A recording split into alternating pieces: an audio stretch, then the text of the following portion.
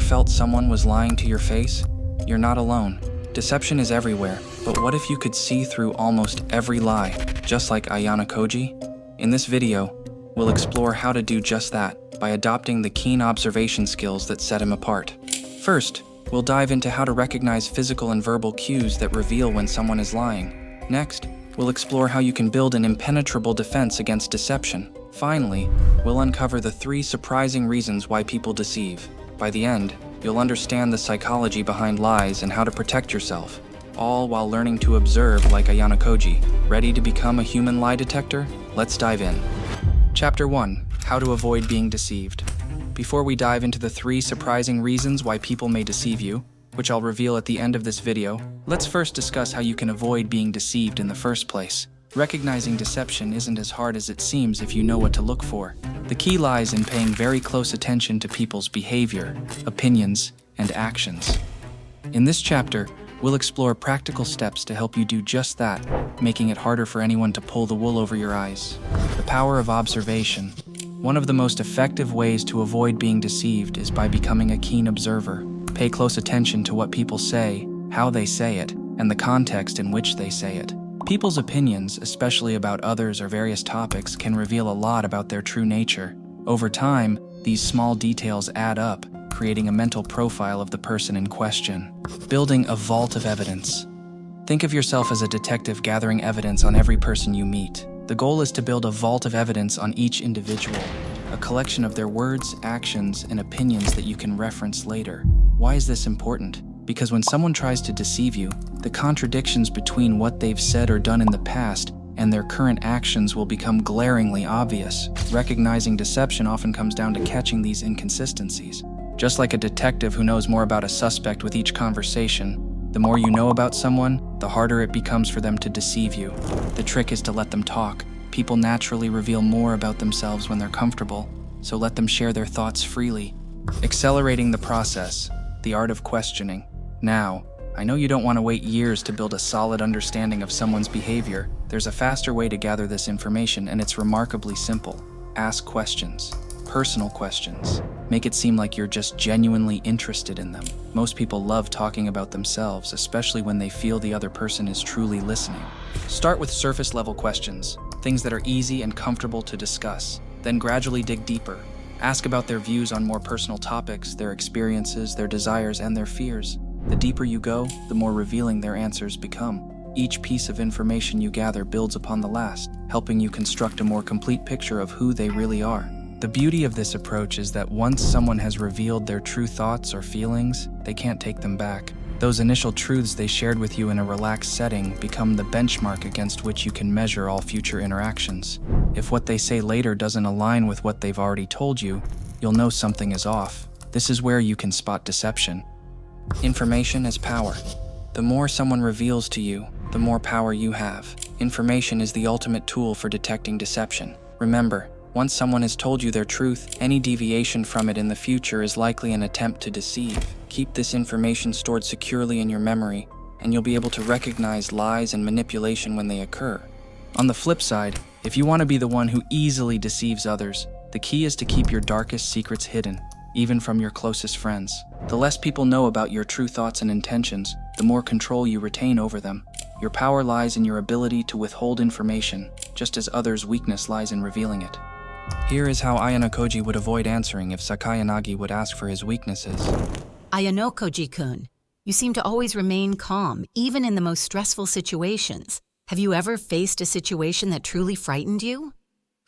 That's a good question. I suppose everyone has moments from time to time where they feel nervous, but I try to not worry about things I have no control over. In the end, fear is just an illusion. Here is a quote from a famous philosopher.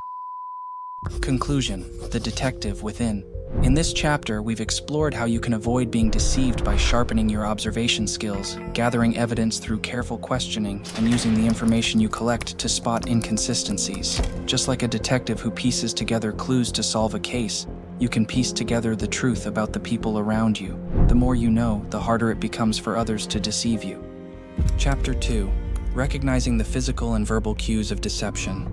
When someone is lying right to your face, they often give away subtle signs that betray their true intentions. These signs are not always easy to spot, But with practice, you can train yourself to pick up on the physical and verbal cues that reveal when someone is being less than truthful. In this chapter, we'll explore some of the key indicators that can help you identify deception in real time. 1. Self-soothing behaviors, touching the neck, face, or scratching the head. One of the most common physical cues of deception is self-soothing behavior. When people feel unsure of what they are saying or experience discomfort from lying, they may unconsciously touch their neck, face, or scratch their head. These actions are ways of calming themselves down in a stressful situation. It's as if their body is trying to comfort them while their mind struggles with the lie. Touching the neck. This is often a subconscious way of protecting a vulnerable area, signaling discomfort or uncertainty. Touching the face. People might rub their face, scratch their nose, or even cover their mouth slightly when they're not confident in their words. Scratching the head. This can indicate confusion or a lack of certainty, which often accompanies the act of lying. When you notice someone exhibiting these behaviors while they're talking to you, especially when discussing something important, take note. It could be a sign that they're not being entirely honest. 2. Body language, where their body points matters. Another critical aspect of detecting lies is paying attention to where a person's body is oriented. Body language often speaks louder than words, and it can give you valuable insights into someone's true feelings. Facing directly towards you. If someone's body is pointing right at you while they're speaking, that's generally a good sign. It indicates they're engaged in the conversation and likely feel confident about what they're saying. Body pointing away. On the other hand, if their body is angled away from you, it could be a red flag. This subtle shift might suggest that they're uncomfortable, fearing your judgment, and potentially have something to hide. The direction in which someone's body is oriented can reveal a lot about their intentions. If their body language doesn't match their words, it's worth probing further.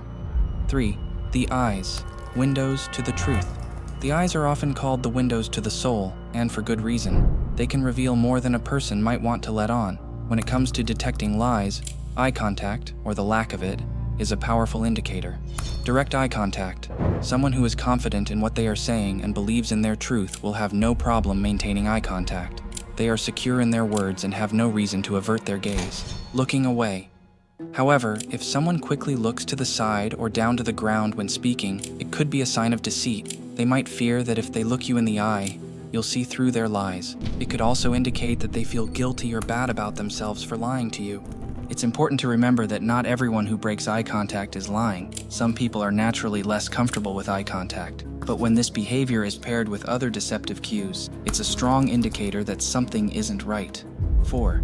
Verbal cues, the words they choose. Beyond physical signs, verbal cues can also reveal when someone is being deceptive. Pay close attention to how people respond to your questions and the language they use. Vague responses. Have you ever asked someone a question and their answer seemed to skirt around the issue? Giving a vague response is a common tactic to avoid the truth. The person may be trying to satisfy your curiosity without actually giving you a clear answer.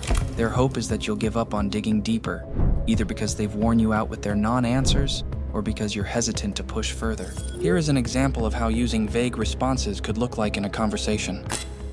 I heard you've been spending a lot of time with Sarah lately. Are you two seeing each other? Oh, we've just been hanging out and catching up on things. Nothing much to talk about. As you saw, the second person replying didn't really give a direct response to the question. Instead, they skirted around the bush. If someone doesn't directly answer your question, this almost always means they are trying to hide something. Topic deflection.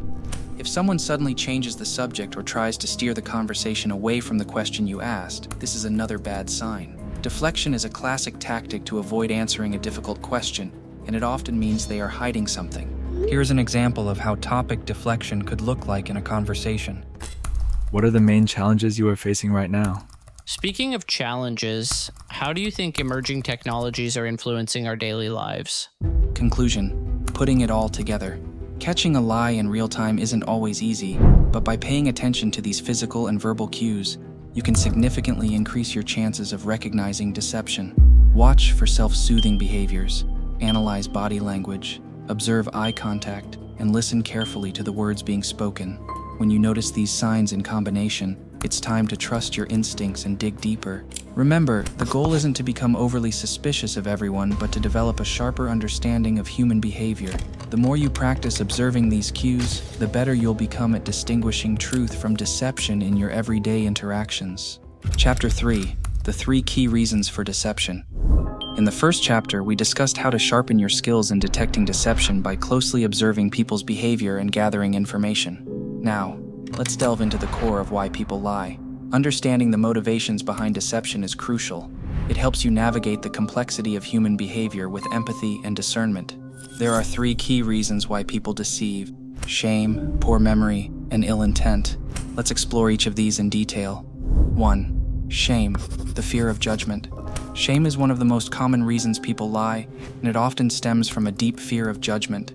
Imagine someone who has made a mistake, failed at something, or possesses a character trait they're not proud of. They may choose to conceal this aspect of themselves not because they want to deceive you, but because they're trying to protect themselves from the pain of rejection or embarrassment. For example, someone might lie about their financial struggles, personal failures, or insecurities because they're afraid of how others will perceive them.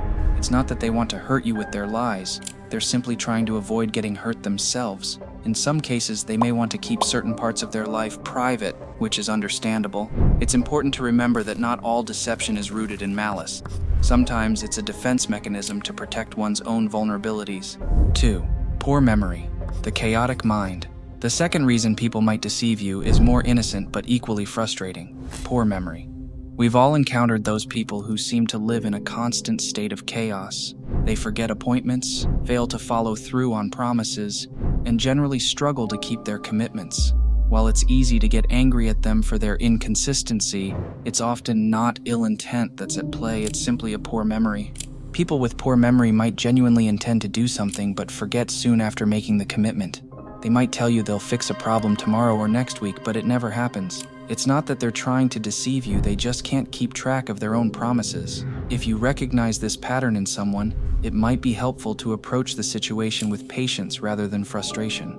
And if you find yourself struggling with poor memory, you're not alone. It's more common than you might think, and it can have a significant impact on your relationships and responsibilities. If this sounds like you, I highly recommend checking out my ebook, Maximum Potential, where I share techniques to boost your cognitive abilities and improve memory. No matter how good your intentions are, a failing memory can make it difficult to live up to them. Click the link in the bio to order your copy and start raising your IQ now. Now let's get back to the video. 3. Ill intent, the deceptive nature. Last but certainly not least, some people deceive with ill intent. These are the individuals who lie because they want to manipulate, control, or harm others.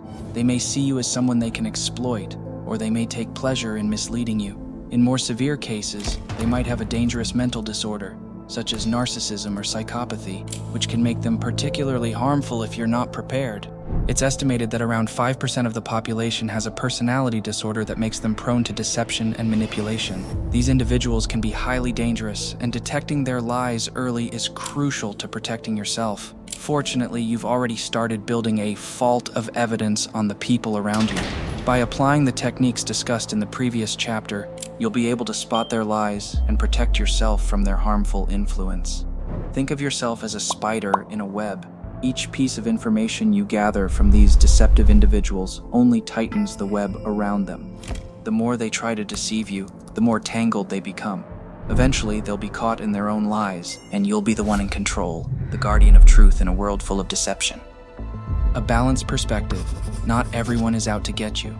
Now take a deep breath and relax. While it's important to be vigilant, it's also crucial to maintain a balanced perspective.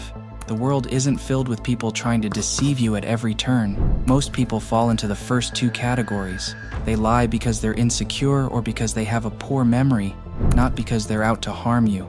Don't let yourself get angry or bitter over someone else's mistakes or forgetfulness. Most people are genuinely trying their best with what they have. And here's a silver lining. Understanding people's motives can be fun.